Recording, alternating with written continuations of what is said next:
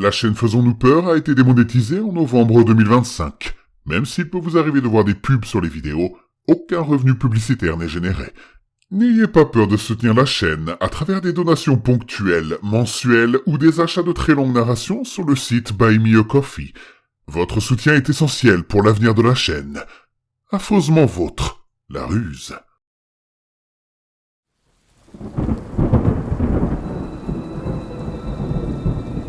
Attention, le contenu de cette vidéo peut heurter la sensibilité des plus jeunes. Vous êtes prévenus. N'ayez pas peur de laisser un pouce bleu, d'activer les notifications et de vous abonner si ce n'est pas déjà fait.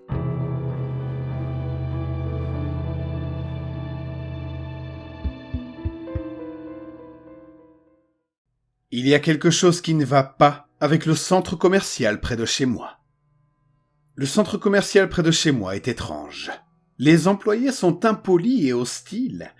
Si vous oubliez de ramener un chariot, ils vous suivent jusqu'à votre voiture en vous criant dessus.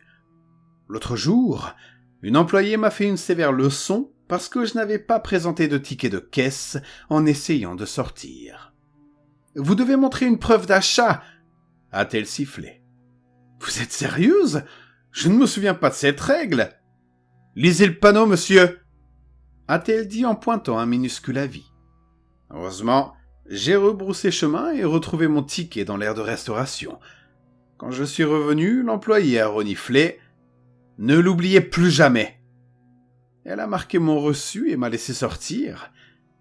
Quelques jours plus tard, je suis retourné au même endroit. Je ne voulais pas vraiment y revenir, mais ma femme avait besoin d'un médicament précis contre la toux et c'était le seul magasin qui le vendait. Je me suis garé près de l'entrée. Je suis entré rapidement et j'ai cherché les herbes et compléments. « Vous êtes perdu ?» a lancé une voix bourrue. Je me suis retourné et j'ai vu un employé chauve avec une vilaine cicatrice. Il m'observait avec un ressentiment tendu, comme si ma simple présence le dérangeait. « Non. »« Tant mieux, parce que si vous vous perdez, je ne vous aiderai pas. » Il a pointé un chariot rempli d'articles à remettre en rayon. Je vais réapprovisionner les étagères toute la journée. Je ne voulais pas revivre une autre rencontre grincheuse, alors je lui ai assuré que je savais où j'allais et je me suis dépêché vers le rayon herbes saisonnières. En m'agenouillant pour prendre le produit que je voulais, j'ai entendu des voix dérangeantes derrière moi. Pfff, ces humains sont tellement agaçants. Ouais, ne m'en parle pas. J'ai jeté un coup d'œil par-dessus mon épaule et je me suis levé lentement, voyant le dos de 2 employés dans l'allée voisine. L'un était chauve, c'était l'homme chauve avec la cicatrice, et l'autre une femme mince aux cheveux roses avec d'énormes boucles d'oreilles. « Ils ne font qu'entrer ici et se plaindre, » dit la femme. « J'aimerais leur dire ce que je pense. »« Encore quelques heures et l'invasion sera déclarée, » dit l'homme chauve. Infiltrer cette société a été tellement ennuyeux. Tu as vu ce que ces gens font avec les ressources qu'ils achètent ici ? C'est dégoûtant. Ouais, ils ingèrent des objets par leur visage, puis ils les évacuent par les trous à l'arrière. C'est horrifiant. À ce stade, j'étais confus. De quoi parlaient-ils ? Ils étaient drogués ? Ou ils se moquaient de moi ? Je me suis précipité vers les caisses. Quand je suis arrivé dans la file, un grand employé couvert de boutons éclatants m'a accueilli. « Vous avez trouvé ce qu'il vous fallait ? » Ouais, merci. » J'entendais encore l'homme et la femme bavarder au rayon des herbes. Ils ne baissaient pas la voix. Au contraire, ils parlaient de plus en plus fort. « Ça fera $30, » dit le grand employé me ramenant à la réalité. « Oui, d'accord, merci. » J'ai payé, puis je suis sorti. J'étais sous le choc de cette étrange conversation. Je la repassais en boucle. Est-ce que c'était une blague ? Est-ce qu'il répétait pour une sorte de scène de théâtre ? Est-ce que ces employés se jouaient de moi ? Plus j'y pensais, plus je me disais que ça devait être une farce. C'était la seule explication plausible. Je suis arrivé à ma voiture et j'ai démarré. En reculant, une paume charnue s'est écrasée contre ma vitre. C'était le grand employé. Son visage était collé contre le verre comme un anémone de mer dans un aquarium. Ses yeux étaient injectés de sang et exorbités, comme prêts à sortir de leurs orbites. « Excusez-moi, monsieur. »« Ouais ? Vous avez oublié quelque chose. » Il a levé une petite carte en plastique en gloussant. « Oh, c'est ma carte bancaire, quelle étourdie !» Ai-je souri maladroitement. Quand j'ai baissé la vitre pour la récupérer, le grand employé a passé la main à l'intérieur et saisi le volant. « Mais qu'est-ce que vous faites ? Vous avez l'air gentil. » Ses yeux rouges sang me fixaient. « Ce sera tellement triste de voir ce qu'ils vont vous faire. »« Ce qu'ils vont me faire ? Qui ? À vous, à eux ?» Il a pointé les clients qui quittaient le magasin.